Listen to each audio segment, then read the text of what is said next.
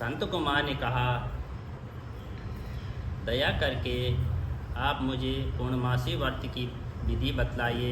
हे दयानिधि महाशय, सुनने से श्रोताओं को सुनने की इच्छा तीव्र हो जाती है। भगवान शंकर जी बोले, हे संत कुमार, श्रवण शुक्ल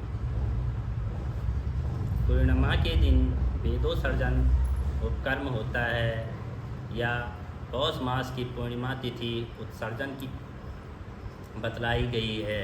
उत्सर्जन में पौष मास की प्रतिपदा तिथि तथा रोहिणी नक्षत्र बतलाया गया है, तथा दूसरा समय अपनी अपनी शाखा के अनुसार उत्सर्जन तथा उपाकर्म दोनों एक ही समय करने उत्तम कहे गए हैं।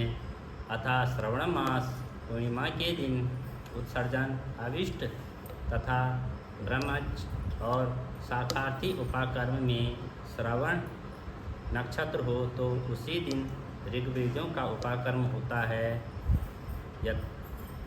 यजुर्वेदों का उपाकर्म पूर्णिमा में तथा समावेदियों का हस्त नक्षत्र में होता है, और उपाकर्म गुरु और शुक्रास्त नक्षत्र में आनंद से करना चाहिए, तथा गुरु तथा शुक्रास्त से पहले उपाकर्म का शुभारंभ न करना चाहिए।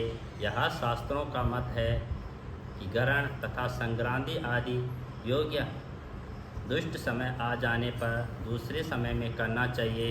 हस्त नक्षत्र युक्त पंचमी तथा भद्रपद पूर्णिमा के दिन अपने अपने गृह सूत्र के अनुसार उत्सर्जन तथा उपकर्म करना चाहिए।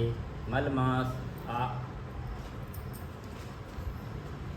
मास आ जाने पर शुद्ध पक्ष में करना चाहिए, और यह दोनों उत्सर्जन तथा उपकर्म नित्य है। इनको प्रतिवर्ष नियम पूर्वक करना चाहिए, तथा उपाकर्म की समाप्ति होने पर द्विजातियों के समक्ष उसी सभा में श्रेष्ठ सभादीप समर करना चाहिए, और उसे आचार्य या अन्य ब्राह्मण को देना चाहिए। पहले सोने चांदी या तांबे के पात्र में एक सेर गेहूँ रखे और उसके ऊपर गेहूँ के आटे का दिया बनाकर घी या तेल में भिगोकर 3 बातियाँ रखकर उसे जलाना चाहिए।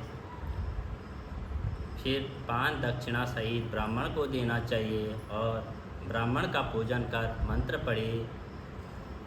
यह श्रेष्ठ सभादीप दक्षिणा तथा पान सहित देव देवार्थ के लिए दे रहा हूँ। इस सभादीप को मेरे देने से सभी मनोरथ पूरे हो जाए, तथा पुत्र पौत्र आदि सब कुछ समुज्जल हो और यश की वृद्धि हो।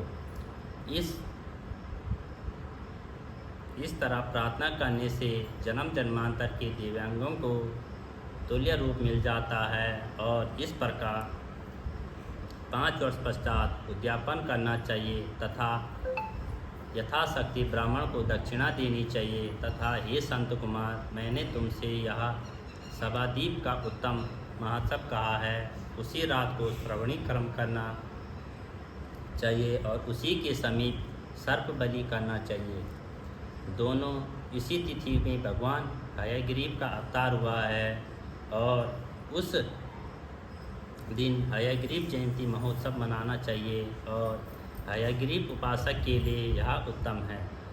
श्रवण मास पूर्णिमा के दिन श्रवण नक्षत्र में भगवान हयग्रीव ने सिंधु तथा विस्ता नदी के तट पर जन्म लिया था। उसी समय संपूर्ण पाप तपों को हराने वाला सामदेव गया था, तथा उस संगम में स्नान करने में सब कामों में सिद्धि की प्राप्ति होती है, और वहीं पर शंख धनुष तथा चक्रधारी गदाधारी और भगवान विष्णु की पूजा करनी चाहिए। सामवेद को सुनना चाहिए और सामवेद की पूजा करनी चाहिए। वहाँ सगे संबंधियों के साथ तथा क्रीड़ा तथा भोजन करना चाहिए। वहीं पर नारियों को पति प्राप्त तथा जल क्रीड़ा करनी चाहिए, और अपने अपने देश तथा घर में भी महोत्सव मनाना चाहिए। हयग्रीव का अर्चन करना चाहिए तथा मंत्र को सुनना चाहिए। शुरू में प्रणम योजना करनी चाहिए। उसके बाद भगवती तथा धर्माया कहकर चतुर्थानंतर आत्मविशोधन तथा विश्व शब्द की योजना करनी चाहिए। फिर भी अंत में नमः शब्द कहना चाहिए। यह 18 अक्षरों का मंत्र है। सब सिद्धियों को प्रदान करने वाला तथा वश्य मोहन आदि 6 प्रयोगों का एक ही साधक मंत्र है और इसका पुरुषाचरण और अक्षय संख्या के अनुसार 18 लाख या 18,000 है, पर कलयुग में चौगुना करना चाहिए। योग करने से भगवान हयग्रीव प्रसन्न हो और सभी कामना पूर्ण कर देते हैं। इसी पूर्णिमा के दिन रक्षाबंधन होता है और यह सब लोगों तथा सब रोगों को तथा सब अशुभों का नाश करने वाला है। हे वत्स, इसके संबंध में मैं आपको प्राचीन इतिहास बताता हूँ। पहले इंद्राणी ने जय सिद्धार्थ इंद्र के लिए इसे किया था। हे महानुमे, पहले यह 12 वर्ष देव तथा असुर युद्ध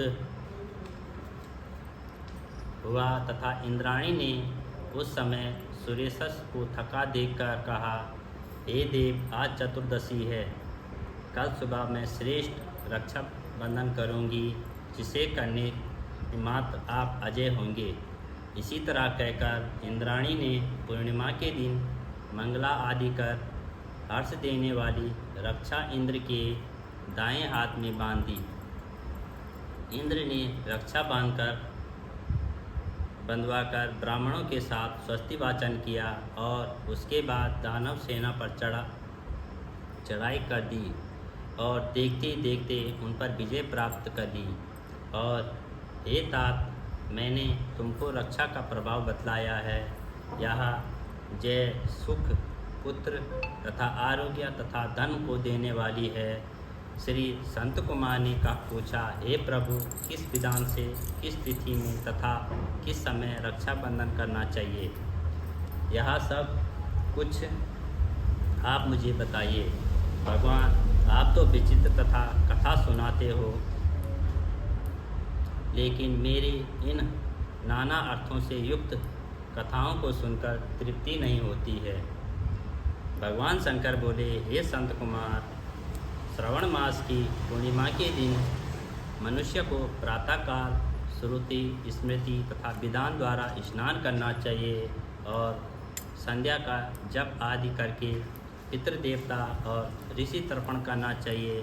सोने के पात्र की सुरक्षा बनाकर उसे सोने के सूत्र से बांधकर मोती आदि द्वारा विभूषित तथा स्वच्छ रेशम के बने विचित्र ग्रंथि युक्त पत्र गुच्छों से शोभित सरसों और चावल को अंदर गर्भ में रखकर उसे आकर्षक बनाना चाहिए। वहाँ पहले कलश रखकर उसको पूर्ण पात्र में रक्षा करनी चाहिए और अपने सुंदर आसन पर सगे संबंधियों से बैठकर नाच गान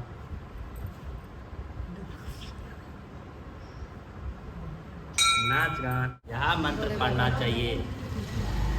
तेन बंधु बलि राजा दानवंद्रो महाबला, तेन त्वां भी बदा लक्ष्य महाचला मचला।